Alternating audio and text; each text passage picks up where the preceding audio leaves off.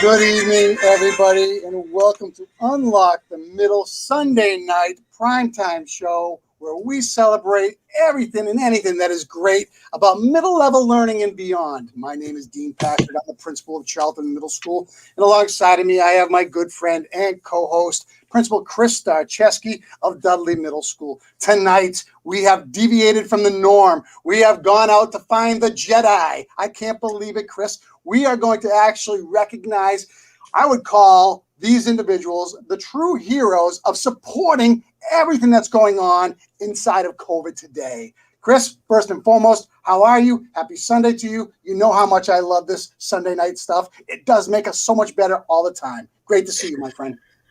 Hey, right back at you, Dean. You know, one of the best things about our experience is we get to learn a lot about classroom education. We get to learn a lot about classroom leadership, school governance, district governance, and leadership.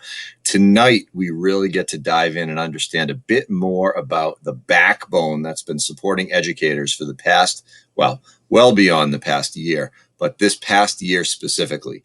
You know, this week coming up, 1 year ago, no one actually knew on Monday morning what we would be experiencing come Friday afternoon, that 1 year mark. And we're going to be diving in with some experts in the field tonight, members of the Jedi Council, who live, breathe, eat, sleep, and model how effective technology can be utilized in the classroom and in schools to help support learning, but also just from an infrastructure perspective as well. I'm pretty excited about this night. Chris, I went to college with a Smith Corona typewriter. I remember it vividly. So again, the evolution that I've had through education and understanding technology and how to use it has been absolutely amazing. And good thing I have my tech guys with me. So I use them all the time. Hey, so again, from Google Suite to Microsoft Teams to switches to networks to bandwidth to everything in between, we're going to cover it all. Let's bring them in and let's get this party started because I think we're going to have a great time.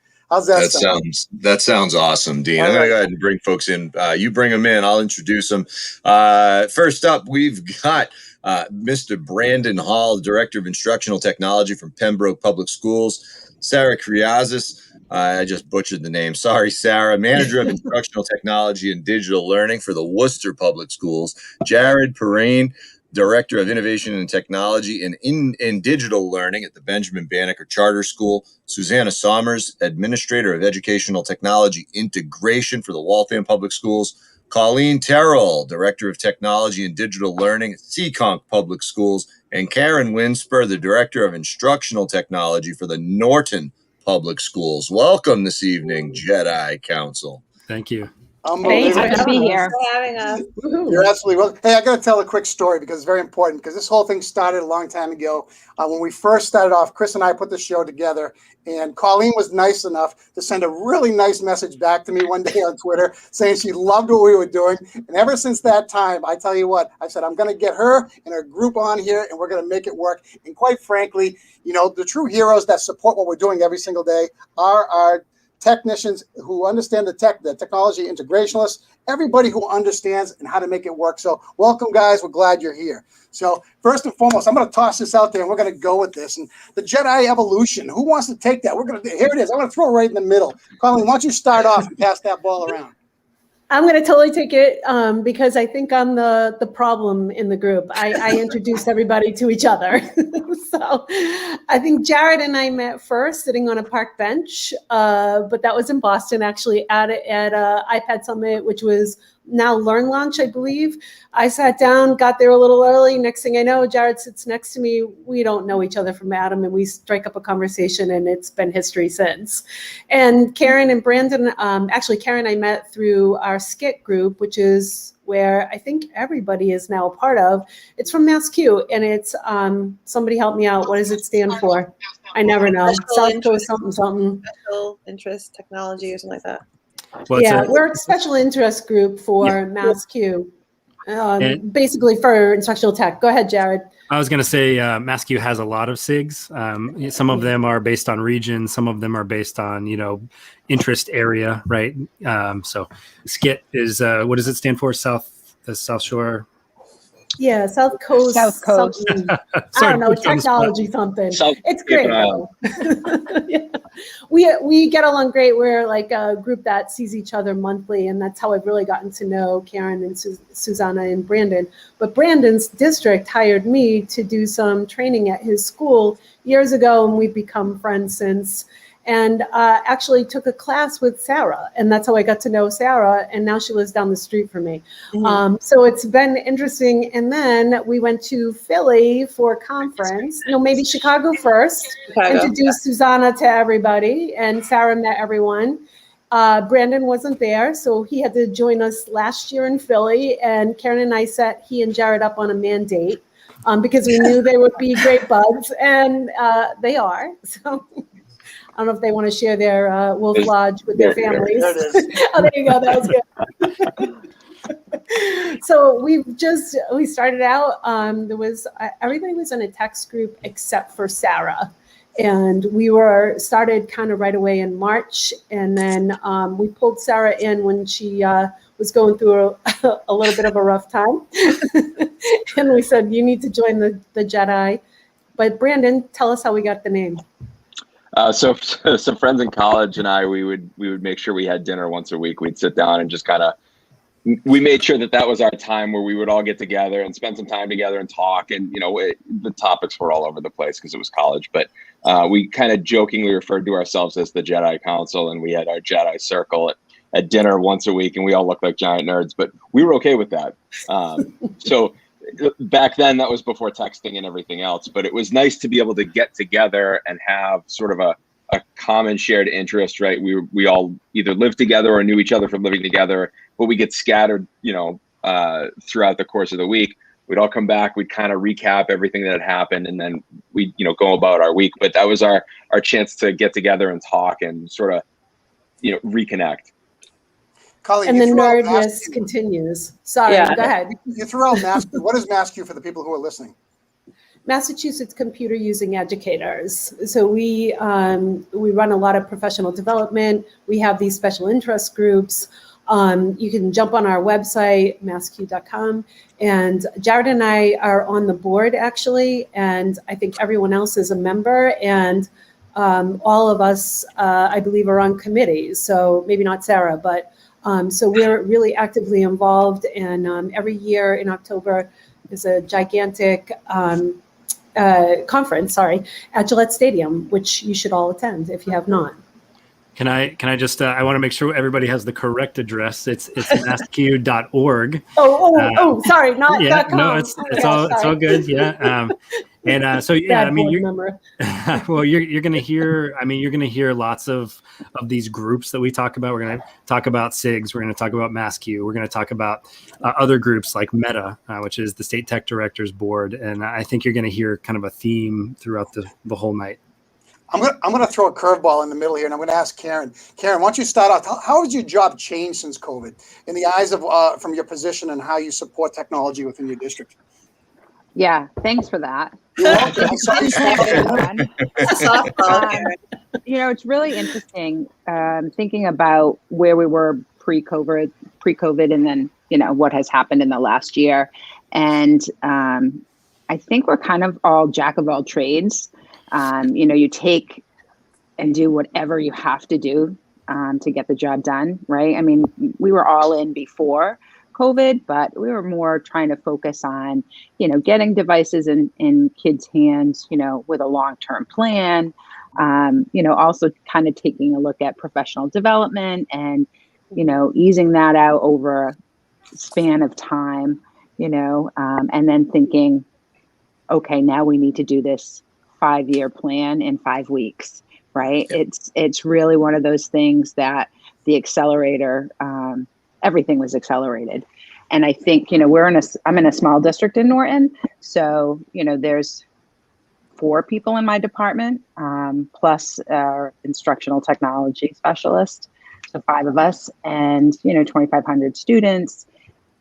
We were fortunate. We were in a good place, one-to-one, but I think about trying to support parents. We do that a lot more now than we did before, when students have devices at home and if they're remote learning, and a device breaks, it's providing that immediate support to parents that need it, that maybe their skill set isn't, they're not as confident and they're looking for us to support them. So I think that has really been probably a significant change over the last year. Members of the Jedi, jump in. Anybody else want to add? Please. How are we supposed to follow that, Karen? Good question. Well, as I sit here and look across the screen, what I see is a real strong PLN that was formed in this environment. Being able to approach the challenges as we have, being isolated, it's exceptionally challenging. So I guess I'd be really curious to know how your PLN or the Jedi Council has really been an impact to you and your district. How has this really benefited you, and how has the district that you're in benefited from your connections with your colleagues? And we can kick it anywhere on the screen for this one. Yeah, take it, man. Oh, no, go ahead, Susanna. I think the biggest thing for me is that with the onset of COVID this time last year, we were in such a pinch to be able to come up with so many innovative solutions so quickly without time to pilot anything. And just having a group of minds just like our own, where our positions don't normally exist within our district. We're kind of the only position, and to be able to bounce ideas off of other people and say, hey, what have you guys purchased for this? How's it worked? Do you guys have software for this? It's been so helpful because we just have to make those decisions so quickly so that our teachers aren't waiting or our students aren't waiting, that having this group to bounce ideas off of has been essential. And the thing I'll add to that is, like, I don't think this group started off being like, okay, we're going to form this Jedi Council that we can kick ideas around. Really, this was this was just like a text group where we could talk about problems during the day or see how you just check in on each other. And all of our jobs are a little bit different. In all of our districts. Our schools are different, our districts are different, our positions are different. We have different staff in the buildings, we have different equipment in the schools, but suddenly everybody was starting to ask the same questions and have the same problems. And I think this group was just for me, I don't know what I would have done without you guys. I think we all were in the same way. Yeah, we were in survival mode. We do the same No, thing. I was just going to say survival mode, right? Like everybody, we were trying to help the teachers survive and the students and the families, and we needed to kind of take care of ourselves too. And this group is crucial for that kind of sanity. Yeah, we bring the emotional support for everyone to kind of get through it. Even if it was just like, oh my God, send in a funny thing, or what do you do about this, or whatever it was. We've been there for each other right along. Go ahead, Dean. No, I was just gonna say, how long have you been together again? I don't know if I missed that in the beginning. We started probably texting each other. We've known each other for a number of years, or some of us have, some of us a little more recent. But we started the text group right away, I think, just kind of like, oh, I can't believe this is happening, just to kind of connect with each other. And that was pretty much Jared, Karen, Brandon, Susanna, and I. And slowly it changed because we started to ask each other questions. And what are you doing with this? As Susanna said, we had to really come up with some things quickly and be innovative in that thinking in a different way, because everybody was teaching and learning in a brand new way, and it happened overnight. So that's where that tech support came in. We were trying to figure out today. I think Sarah came in around May into the council. Colleen texted me one day, and I think she saw something in the newspaper or something. She's like, I'm going to add you to the Jedi Council. I think you need our help. And I was like, okay. It's so powerful to have that at your fingertips, though. Yeah, I'm going to go over to Sarah with this, and let's talk about some of the tech pandemic challenges that you guys have faced. And, there are many. I get it. Pull a ticket for that. We'll get back to you, okay? I get it. You're a small group that has to support an entire district sometimes. So, what are some of the bigger challenges that you guys have worked through? Yeah, so in Worcester, I'm fortunate because there's a IT director, and then there's me, which is instructional technology and digital learning. So we have our own little 2-person PLN. But because we're such a large district, so 25,000 students, 5,000 employees, so there's like 30,000 human beings that we had to get devices to, plus all the families to support. So he really focused on all of the network infrastructure, and I focused on the instructional technology and the digital learning. And so, we had so many challenges. I don't even know where to start, but I think our number one challenge was, when the pandemic first hit, it was almost like, is it going to be 2 weeks or is it going to be 2 months, or we never thought it would be a year. So there was a lot of initial thoughts like, well, if we pass out devices and we have to be back in 2 weeks, is it, worth the hassle or whatever? But, and then in Worcester, we didn't have enough devices for everyone. So a lot of it was just like sourcing devices, getting them out, distribution, how are we going to do this, school or district. So a lot of texts around that. And then how to train teachers. And I think like all of us worked, still working, but, I think I was working like 20-hour days between like March and October. And so like exhaustion too. So having people to talk to, just to be like, listen, this is what I'm dealing with, or my superintendent is wondering, is this, have you vetted this? So some of like the initial categories of things beyond just devices for Worcester was internet access. And it's a daily, something that we have to tend to every single day, all day long. Families losing access. So, hotspots, I was going into houses with some of my colleagues, and then training the teachers, and then training the families, and language barriers. And, one things that I think the general public doesn't think about, which we think about all the time, which is student data privacy. So teachers finding free apps because every single ed tech company said, it's a pandemic. If we provide free resources, everyone will buy them, which we did after, once the CARES money came in. But vetting to say, is this appropriate for our district, for our students? And then will they sign the Mass student data privacy agreement? So, the IT and instructional technology departments are one of the only departments in districts that support every single human being in the district. It's not just English learners or just special education or just, ELA or whatever. We support everyone in their technology needs, including families. So it was really trying to meet everyone's needs all at once. And typically it's an area that people think is a nice to have. And I think the world realized that it's an essential element of education. So for people in educational technology, there are bright spots to all of this if we can sustain everything. So thinking more. Go ahead, Jared. Yeah, I was just gonna. Sarah had a really thorough answer, but getting back to the more specific challenges that we discussed in the chats. But more recently, it's been the denial of services attacks that have been happening to over 20 districts in the state over the last couple of weeks. Getting those classroom setups and the optimal, like, okay, how many monitors do we need? Where do we give people iPads? Like what kind of headphones should we have right in the classroom? We had purchasing issues, right? Because suddenly everybody wants 1 million Chromebooks and it's during a pandemic. Like, these are kind of some of the things that and Google, like, Google's been both great and bad, and we have some Google certified educators here with us tonight. But they've really their tools have really evolved. But as they've evolved, we've had to kind of figure this out, sort of, and sort of the pandemic kind of predated the changes, right? So like our needs were about a month or two ahead of the Google changes. So we've kind of had to talk through that as a group as well. Mm-hmm.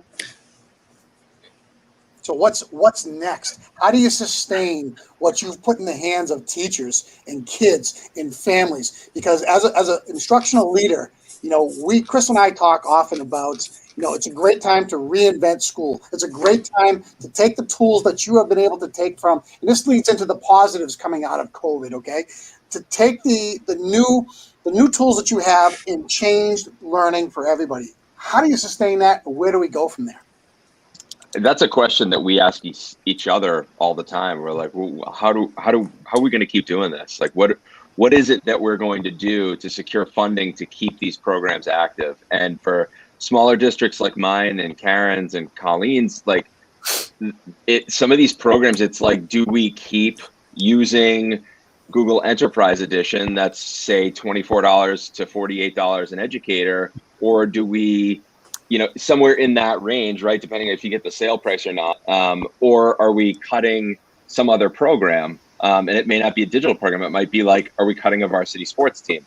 So there's like, we have to have those conversations, and it's difficult. But I think a lot of people have come to realize that the technology, it's here, and it's not going to go away. Like, the toothpaste is out of the tube on this one. We're moving forward with stuff. Like, we had a plan that was going to, kind of roll out over 5 years, and like Karen said, it happened in 5 weeks. Yeah. So here we are. We're going to make it work. We're going to find a way to make it work, and it's going to cost someone some money somewhere at some road somewhere down the line. Yeah, and I think you got to peel it back and say what's good for your district, and not only that, how can you truly get the educators to be good, to be effective, and to be really efficient at using the tool? Because again, that's a whole nother lens, and that's that the tech integration specialist person. How to make that education come alive in the classroom. So there's a whole bunch of different lenses we're looking at here as we navigate through. Jared.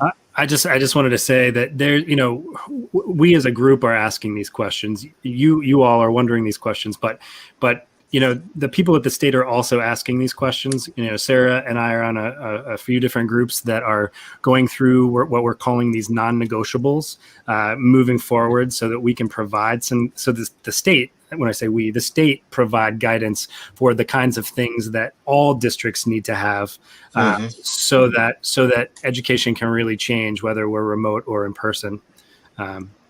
So we're all asking these sorts of questions.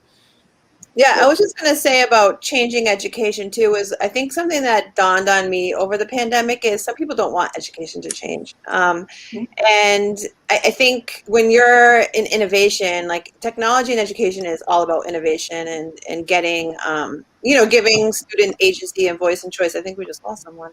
But I think for the majority of people, they really were like, wow, this forced me to learn things. I have more confidence. I have more skills than I had before. I am going to carry this into the classroom. So like in our district, we're doing a lot of that reflection and like, what should we carry forward and what shouldn't we carry forward? Like, for example, I think for all of us, Zoom and Meet have been really helpful in engaging families. We have more families showing up to IEP meetings. We have more families showing up to school committee. We have more families showing up to open houses. So that's something that we can carry forward. Like, we have translators. So why not? Let's carry some of these innovations forward. But I think the real work is in the classroom with teachers, and there's a balance between. And I think we talk about that all the time. Like, Susanna and I did a call a few days ago about like, what is it? Because both of us, Worcester's still full remote, but we're going into hybrid soon. And Susanna, you were going into hybrid, I think, for. Yeah, our pre-KK1 has been hybrid, and the rest is returning now. Yeah. So just like, what does it look like? And I think, we don't have all the answers. So we go to our teachers, we go to other colleagues, we research around the country. And I think Karen was saying, like, our districts get like 6 for the price of 1 because we are literally texting all the time. Like, I'll be in an admin meeting at the district level, and the superintendent would be like, "Oh, ask your tech director friends about this," and I'll text and I'll get like back an answer immediately. So, there's power in all of that thought partnership. Yeah, again, I agree, and I'll tell you what. Every district is a little bit different, as you can see from Mr. Moriarty, who put out there. I mean, pick the platform that we're going to use and really work towards making it the best that we can to help support teachers and support the learning. So again, and if you looked across, and if I was like a 2-minute drill at the end, when I'm going to ask you a question, Zoom or Meet, why, you're going to have to tell me why, but I'm giving you that like ahead of time so you better be prepared for it. It depends on the audience. Yeah, I love it. Depends on the audience, is right. And I use them both as well. And again, when your district decides to go in a certain direction, you want to make sure you're using the tools that you're paying for. Okay, that's the other thing. And Zoom was free for a long time. We thought that was great until I wish I would have bought stock in it. And I can say that. I think we're live. That would have been a nice. Yeah, you're okay to do that. I'm kind of curious about Mr. Moriarty's question, the non-negotiable resource and the Google Workspace idea. We're talking about different platforms that are out there. Brandon, let's kick it to you, man. What do you think about those, the non-negotiable resources moving forward for educators? Yeah, I think for our district, because we're using Chromebooks 2 to 12, it's got to be the Google Workspace, what we used to call G Suite or Google Apps for Education, or any of the Google universe, right? So it's been rebranded several times, but that for us is our non-negotiable. Like, this is it. This is what we're using as a district. We're using Gmail. We're using Docs. We're using Sheets. We're using Sites. We're using Meet. We're not using Zoom. Like, this is what we're doing. And you're all on board, and it's a non-negotiable.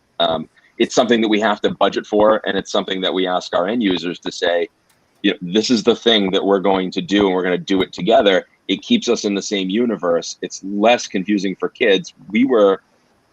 Up until this summer, we were using Outlook for email. We were using Google everything else for the last 3 years, but Outlook for email still, because it was difficult to make the change. And I said, enough of this. We asked kids to go through the Google suite for everything, and then all of a sudden you're going off into this other environment for email. It doesn't make any sense. Like, we wouldn't do that in a classroom with your kids. You wouldn't say, like, oh, all of your subjects are right here, but you're going to go down the block for math. Like, it just doesn't work like that. So for me, the non-negotiable was Workspace. If I could just add some percentages to that. We've the state did a survey, and we know that what Brandon is saying is true. 80 to 90% of all the districts in the state are using Google Workspace, whether that be for their LMS or quote unquote LMS, the Google Classroom, or Google Meet. But I think the question that was asked is probably a lot more broad. Like, we're not just talking about LMSs and emails. Like, what about instructional software? What about assessment tools? What about mobile device managers? What about content filters? What about, these are all, like, I know we had a content filter, but we didn't send devices home. We were in elementary schools, right? So we had to buy another content filter that could go with the devices and go home with them, right? So as far as non-negotiables go, when the state finally puts out that list of non-negotiables, it's going to have lots of different categories on it. In some It has to, because we have so many different needs and so many different things that are going on in our districts, and even from district to district. So what I need in my district is going to look very different from what Susanna or Sarah's or whatever. So it's really important that we do focus on multiple things. It's not just one tool that's going to carry us through. What does the rollout of PD look like to support whatever platform you decided on? Because, that is the other thing here, and if I'm speaking from an educator from 10 years, and I would always say, all right, we're going to do an initiative. Guess what? It's going to be gone in 3 months. We're going to do something else.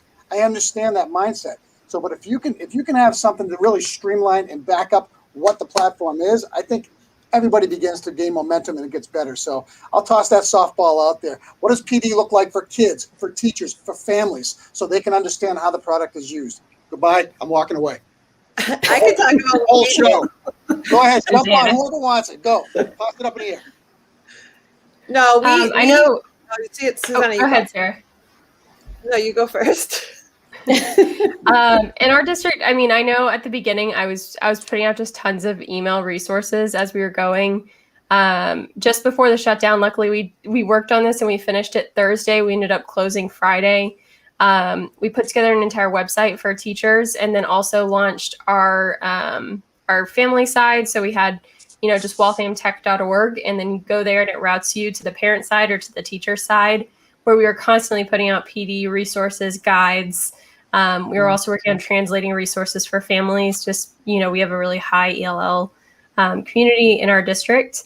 And then about a month or so into the pandemic, we also did a virtual conference online, and it was a lot to coordinate. It was suddenly it had been a struggle in the past to coordinate these big conferences in person.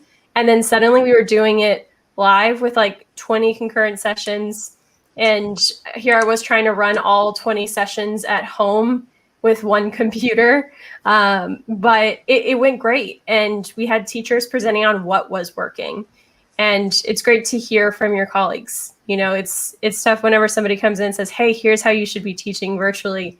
when it's been happening for just a few weeks and they haven't done it themselves. So we really use it to amplify teacher voices. And then from our team, we had digital learning teachers that were presenting, but we also ourselves, we were popping in, and if we had a session on a certain tool that we found, certain features were useful, we're providing it then for them too. Sarah? Yeah, so we did a few things. So when everything first happened, we created like a teacher, like WPS Staff Learns website, and then we created a website for families as well. We actually created it before the shutdown because I happened to be at a conference like a week before the shutdown, and everyone was screaming like, "We're shutting down!" from like a national perspective. So when I went back, I was like, I think the superintendent thought I was a little crazy because I was like, at this conference they're saying we might shut down, so let's just get this stuff ahead of time. And so we had to, we did that and we translated things. But we have something in our district called iTeachers, and they're actually Google certified trainers, and we have about, I think, 73 Google certified trainers now. So they did a lot of it. They held office hours, but then at the district level, my staff held office hours. And then we did, in the spring was a lot different than the fall. I mean, everyone can agree to that things are totally different now than now it's a spring again. But but we did something called we did these remote learning modules. And so it was self-paced PD. And then we held at the district level, like full day office hours to support schools. And so teachers went through it and we gave them 3 days. And so it was 2 days of instructional technology and 1 day the Office of Professional Learning and Curriculum did of how to lesson plan for remote. And so every single teacher, principal, district leader, you name it, went through these self-paced modules, and people still talk about them today because they were built by teachers for teachers. And we just pushed out another set for hybrid. So we did multiple things like that, but what I'm finding is the most effective is when teachers learn from each other. Yeah, Karen. Yeah, if I can just jump in, because Sarah has very fortunate to have that many Google certified trainers in her district. I'm in a much smaller district than Worcester. We have stipend positions for teachers. 1 teacher at each building is what we call a teacher technology liaison, and they're the person who is like the first line of defense. And previously they would offer little tech tips, maybe at a staff meeting jump up and offer, here's a great tool you should try, or this is what I do for my math lesson.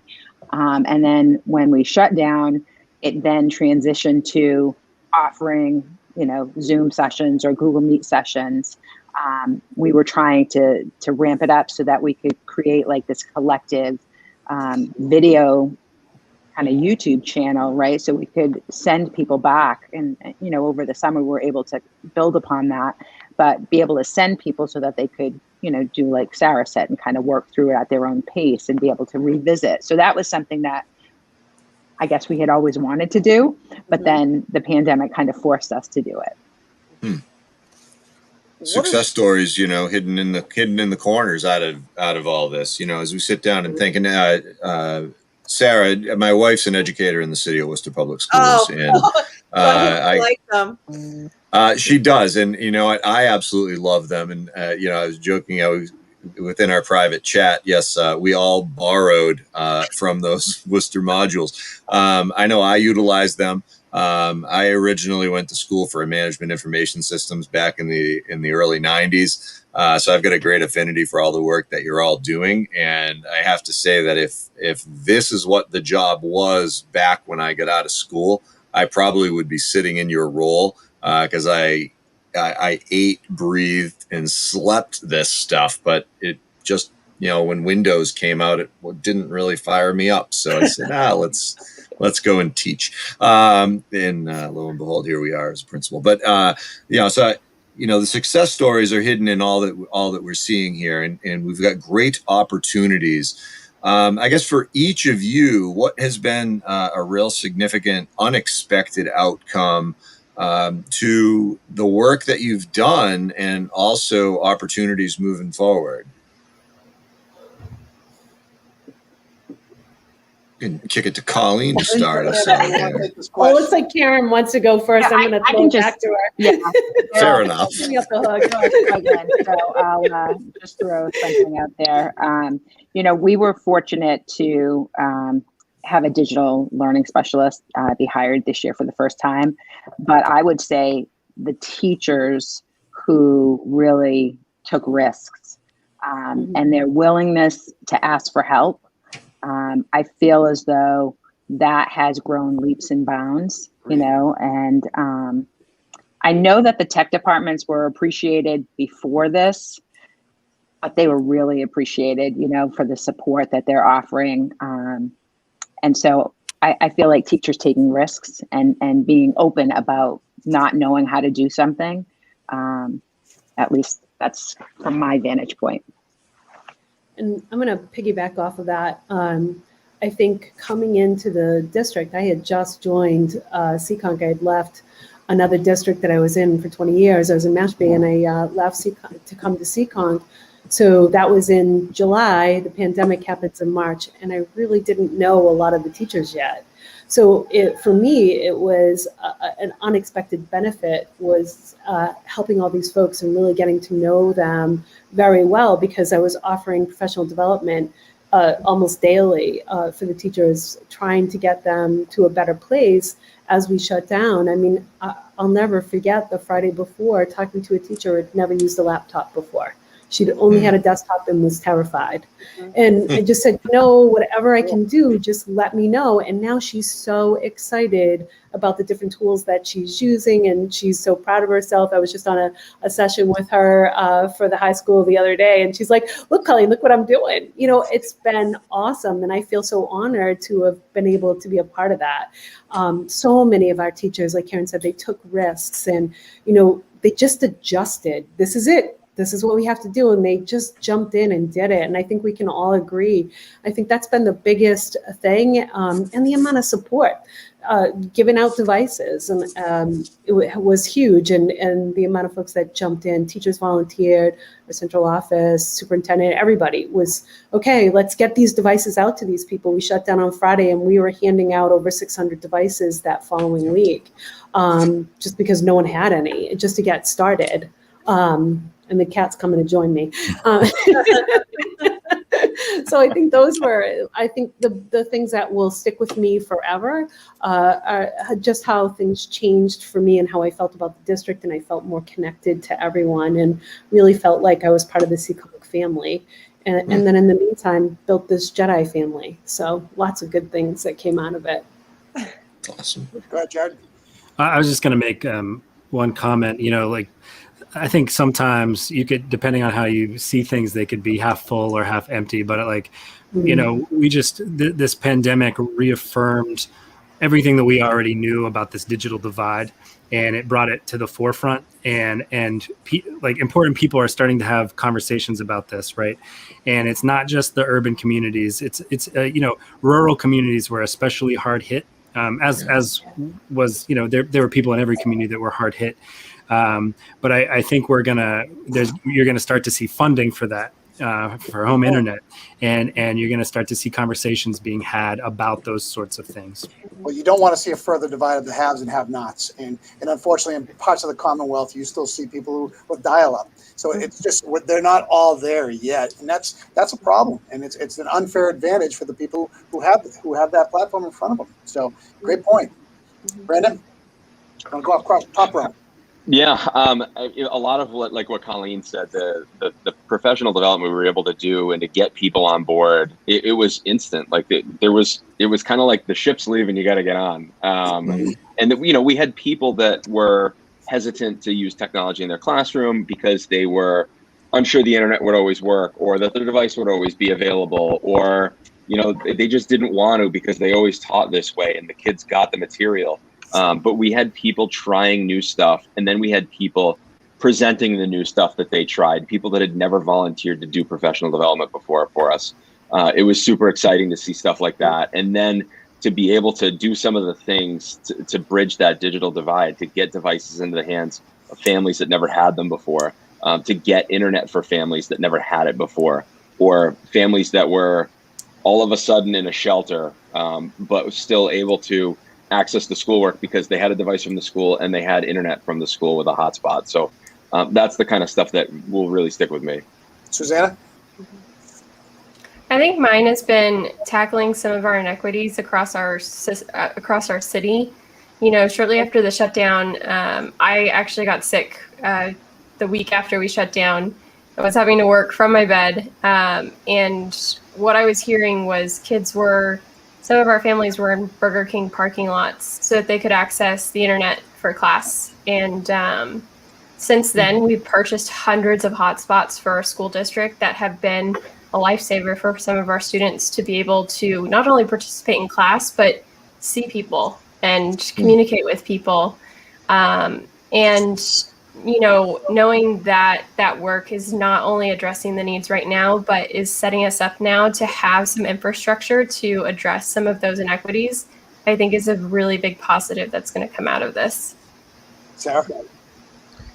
Yeah, so I think on one side of it, it was a huge influx of funds and resources to the district. So going from a 2-to-1 to a 1-to-1, all of the tools we were able to purchase. I was able to hire 4 additional instructional technology coaches, one who speaks 3 languages.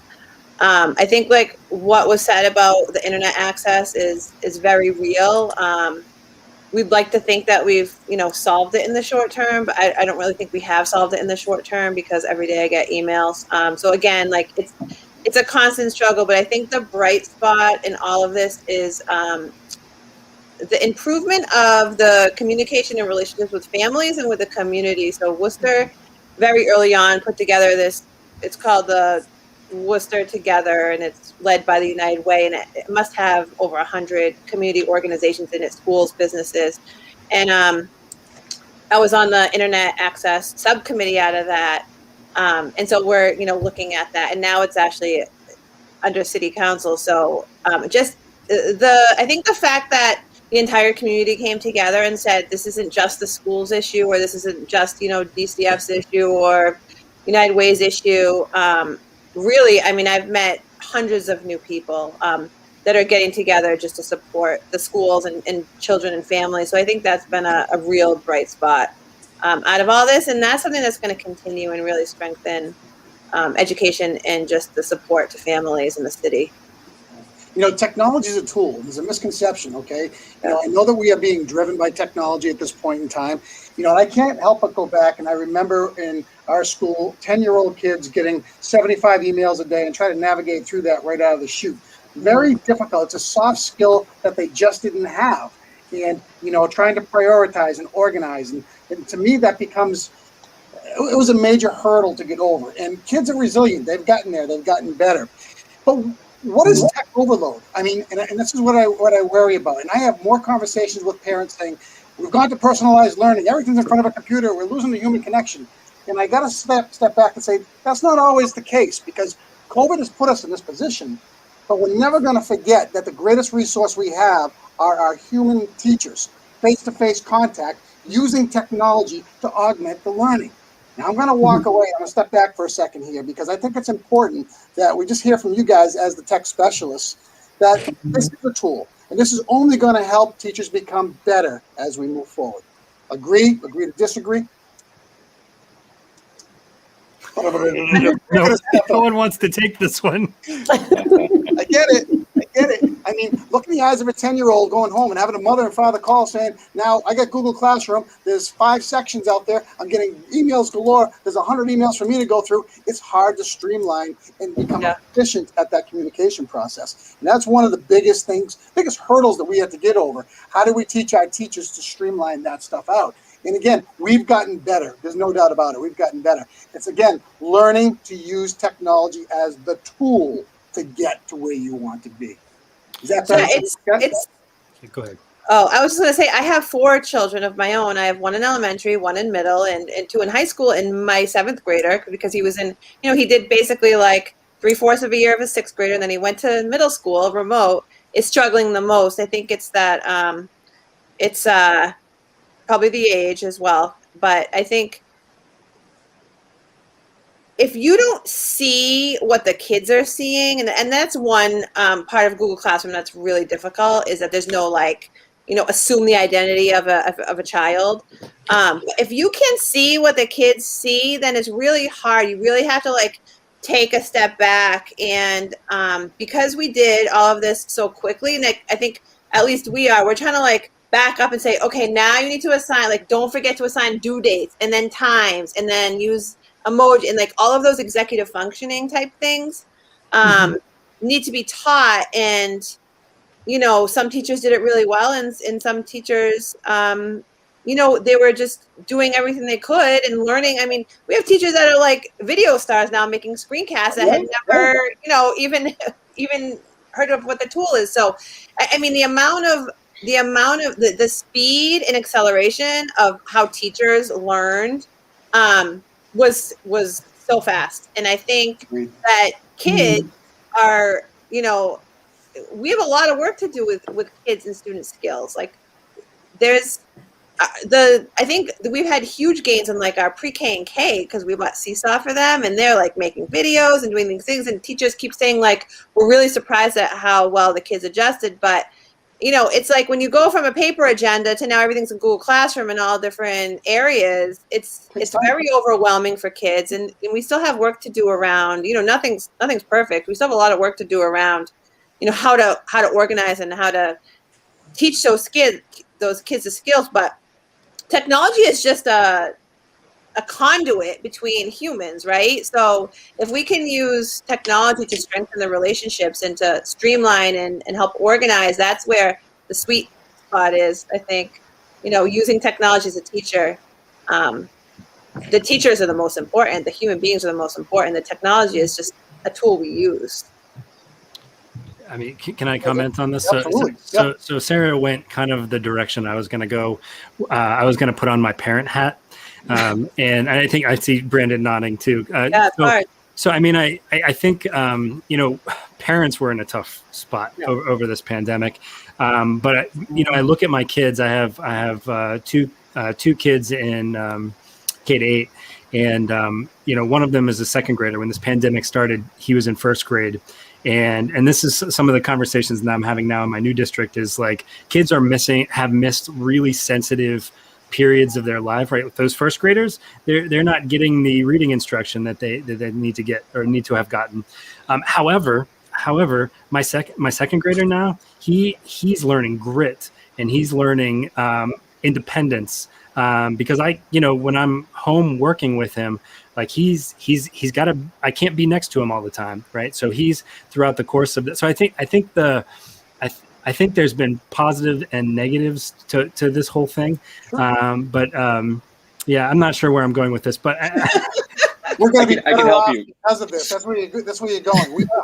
I can help you because I feel the same way, Jared, with my own two, and our kids are around the same age. I've got a kindergartner and a third grader, and I look at the way my third grader learns, and I look at the way my kindergartner learns, and I try to think about that in my schools when we talk about things in our schools. And I remember my job interview for this position. I went from being a social studies teacher in this district to doing what I'm doing now.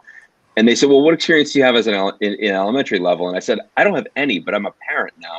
And I've got these two little kids at home that are trying to learn, and I see what they go through on a daily basis. And I feel like it's a lot of the same experience I had as a middle school and high school social studies teacher. So I think about the things that they do, and I think about some of the ways in which their teachers right now are reaching them. And in particular, my daughter's third grade teacher is using Google Slides, and everything for the day is on slides, and they go through it. That's their lesson plan throughout the day. It's this, and then this, and then this, and then at home, it's the last slide. You go through that checklist of all the things on that last slide, and everything is organized nice and neat for her. And my son's in kindergarten, and it's kindergarten. So he's a little, he's a little all over the place, but he's getting it done too. It's in a different way.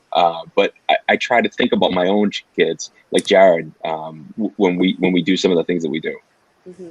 And I'm just going to circle back to the, your initial question, right, was about tech being a tool, right?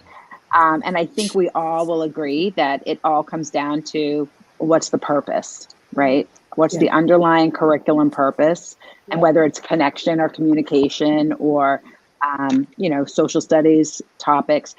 I think the problem that we have is not having the expert in classrooms being able to work alongside teachers. We all have done it. We all do it. But sometimes, teachers look at administrators as, well, I don't want you to, judge me. I don't want you to think, come into my classroom. It's building that relationship first. But when you have somebody like a digital learning specialist or a tech coach, someone who they feel more comfortable with, right? And it's that marriage. I know, Colleen, you could probably speak to this, that marriage of curriculum and tech is so important. Yeah. It is. It's incredible. That's what it's all about. And if you don't have those two things together, it's not going to work. And that's why that, as Karen said, the relationship building is critical so that you can go in and work with the teachers. And that's been tricky in this environment because I know in my district, it's me, the library media specialist. I hired one elementary digital learning teacher this year, but I had one before that, and she was teaching classes. So we're at elementary library media.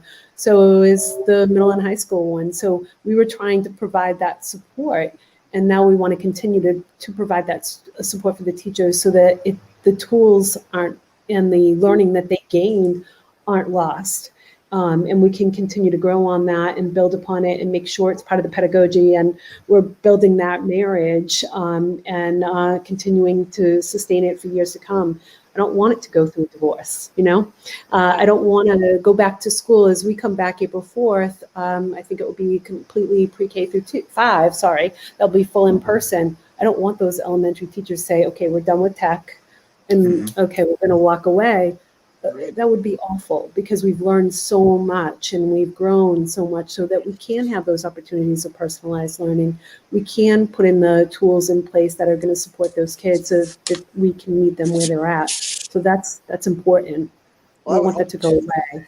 Districts through their strategic action planning will have something allocated towards tech and now as really embedded in that and really continue to grow with it. So you're absolutely correct when you say that. So spot on. I would hate to see us go backwards.